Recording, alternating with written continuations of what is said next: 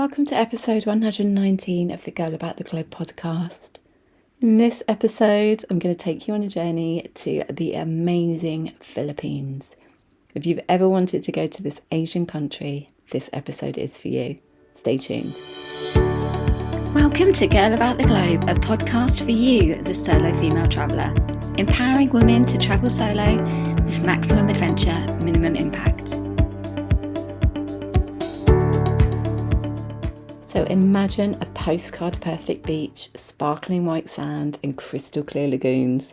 This is the Philippines. And last year was the first time that I'd ever actually been here. I can't believe I've never ever travelled to the Philippines before and I left it so long. The Philippines is amazing. I had the best time here. I was here for 2 weeks and I barely scratched the surface of the country. If you didn't know, the Philippines actually has more than 7,000 islands. So you don't need to go all the way to Thailand to see the limestone karsts and rice terraces because the Philippines actually does rival Thailand. I would actually say it has less crowds than I found in Thailand as well. Not only that, but nearly everyone speaks English. The locals are so incredibly friendly and the Philippines is also very cheap, making it a brilliant budget destination for the solo female traveller. I must admit that before I went, I was a little bit intimidated about the country. I didn't really know where to go. Because there are so many places you can go to, it does become very overwhelming and quite intimidating. But it's perfect for solos, especially solos that love the beach destinations.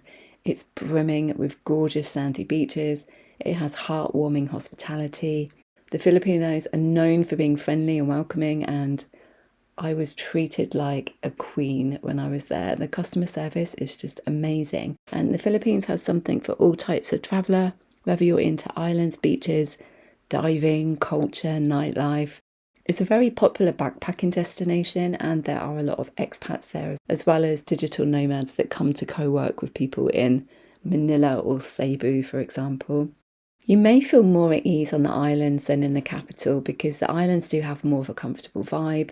If you do stay in Manila and you venture into a shopping centre, restaurant or coffee shop, you may see security guards. I didn't really venture out in the evening in Manila, and Manila is so big, there are lots of different areas that you can stay in. So just make sure that you stay in an area that you feel comfortable. But as with any big city, you just need to be very vigilant with your belongings. So keep an eye on your valuables if you are spending time in the capital. To meet others here, the best islands are Palawan, which is the most popular, Boracay or Siargao, which is ideal if you're looking to surf. If you are into yoga, there's loads of yoga retreats and you can combine yoga with a week's surf camp, for example. If you're here during the peak season, you'll find lots of beachgoers that you can just strike up a conversation with, or you can choose to stay in a homestay to meet locals. The must-see places in the Philippines, obviously you're going to be flying into Manila, so you would probably start here. If you like museums, then Manila is a good place to start. You can delve into the country's history at the Museo Filipino Intramuros Museum. You can visit the National Museum of Anthropology, or you can just be in the moment in historically significant locations such as Luneta Park. You can rent a bamboo bike, which is what I did on a city tour, and visited the walled city of Intramuros, which was a great day out. A little bit further out, but well worth the visit, is the Pinto Art Museum at Antipolo, and that features exhibits from a wide range of Filipino artists. The museum is spread out through a number of interconnected mission-style buildings, which is actually set in tropical gardens, and the buildings and many of the artworks provide fantastic backdrops. Other places to visit in Manila are the Museum of the Filipino People, the Presidential Museum and the Library to learn more about the country's current and past presidents. Manila is also good for shopping. It has some of the world's largest shopping malls. I also went to I think it was the Venice Mall, which looked like Venice. It was really cool and I felt very safe walking around. And just a short ride away from the mega mall, there are 2 more cities that are pulsing with life day in and day out. You've got the Bonifacio Global City and Makati City. Both of these, I would say, can be holiday destinations in their own right, with a lot more shopping and places to eat out in between. But if you do come to the Philippines, you generally do come for the beaches. So for those who want sand, sea and sun, you really do need to transport yourself to one of the tropical islands for a beach trip. The white sand beaches go without saying, and some of these, like the ones in Palawan or Sirago, are nothing short of beautiful, but the country is home to many other types of beaches as well.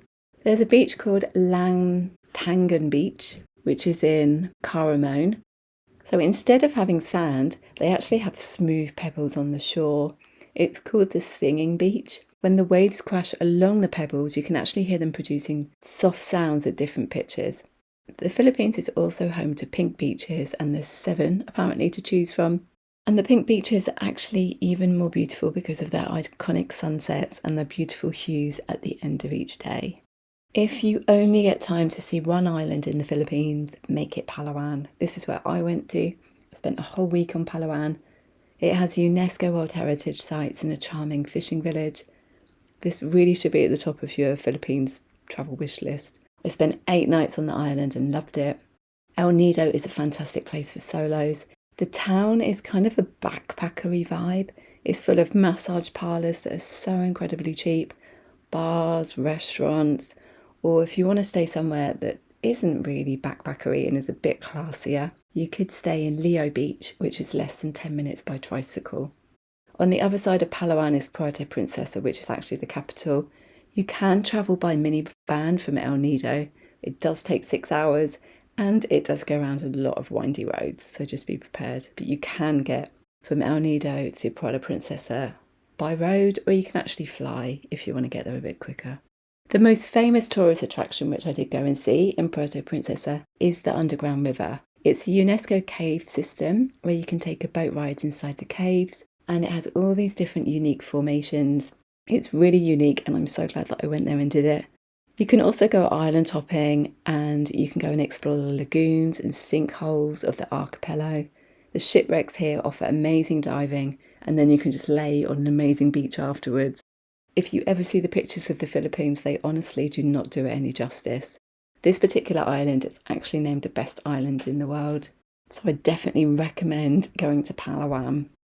One place that I didn't get to go to, and I do have to go back to see this place, it's meant to be absolutely stunning. It's called Boracay. It's one of the most popular attractions in the Philippines. It has the infamous white beach Boracay, but the island actually attracts scuba divers, adrenaline seekers who come to parasail above the islands or just take a speedboat ride. It's got all the adrenaline sports that you can think of. It also includes the large inflatable rides, Zorbs, zip lines. If you want to meet others, this is the place to be. Stay a few days though, and you might want to escape the commercialism. So you can actually go island hopping, and you can sail to Puka Beach and Crocodile Island, which, even though it's called Crocodile Island, it doesn't actually have any crocodiles. Another thing to do in the Philippines is actually dive. It's known as one of the best places in the world for diving. The Tubataha Reefs National Park is apparently, I don't really dive, but it's meant to be an amazing dive site. It has a UNESCO World Heritage status. You can dive off Panglo Island at the Black Forest site to see black coral, or if big sharks are more your thing, you can go diving or just swimming with whale sharks at Malapascua Island. And you don't even have to just stick to daytime for diving. If you've ever done a night dive, this place apparently is as good as any. Night diving in El Nido gives you the opportunity to watch an amazing sunset amongst limestone casts and experience the sea life and also the bioluminescent bay. If you've never seen a bioluminescent bay, I really recommend one. It's magical. If you love wildlife, the Philippines is known for the tasers. These are the really tiny little monkeys with the big eyes and the rotating heads. They do have a conservation centre in Bohol where you can just see these cute little primates in their natural habitat on a night safari. But spotting them isn't always guaranteed, but you do get to experience the tropical jungle in the dark and learn all about the fauna. The Philippines is also great for the active solo. There are so many mountains with breathtaking views. You can climb and conquer different mountains. There's Pico de Loro, which is a great trail to start from, and there's a beach there as well. Or you can head to Mount Batalao in Batangas. For a little bit more adventure, there's also the trails of Tal Volcano, which is also in Batangas. And there's the iconic Mount Pinatubo, which is a friendly trail for beginners. Or maybe you just prefer to be perched on limestones overlooking a horizon at the Masungi Georeserve in the Rinzai province. This is where you can find Treasure Mountain and where you can ride to the top for a picture-perfect landscape of the Sierra Madre ranges. If you prefer somewhere off the beaten track with some solitude away from the tourists, head to Port Barton. It's a beautiful, quiet village close to a gorgeous white beach. There's so much to do there, from hiking in the mountains, admiring coral churches, looking at the rice terraces, and getting the adrenaline flowing whilst canyoning at Kawasan Falls. For even more adventure tourism, you can ride quad bikes or ATVs over sand dunes in Poway. You can go off-road in the Rizal province or along the sides of active volcanoes such as Mount Minatubu or Mount Mayon in Albi. Just don't forget to bring some extra clothes if you are going to do that. If you prefer going underground, you can kayak through the underground river in Palawan to the petroglyphic site to see more than 100 prehistoric drawings of humans and animals carved onto its walls. So there really is so much more to see in the Philippines rather than just the beaches. If you prefer to take a tour here, I actually went solo, did it all independently and had no problems at all.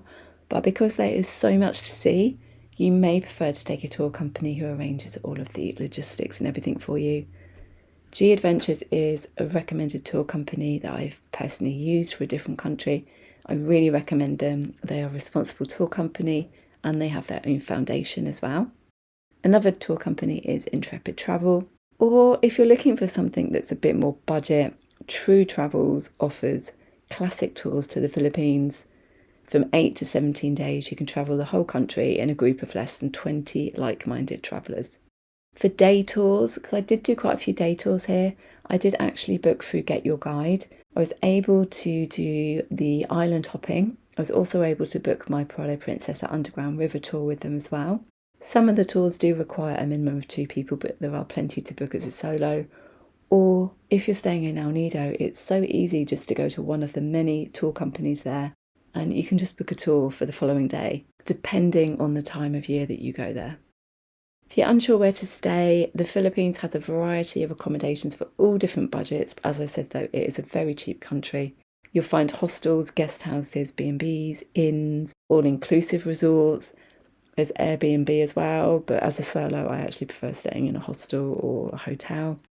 There are a lot of hostels in Palawan where you can stay in a dormitory room or you can have your own space.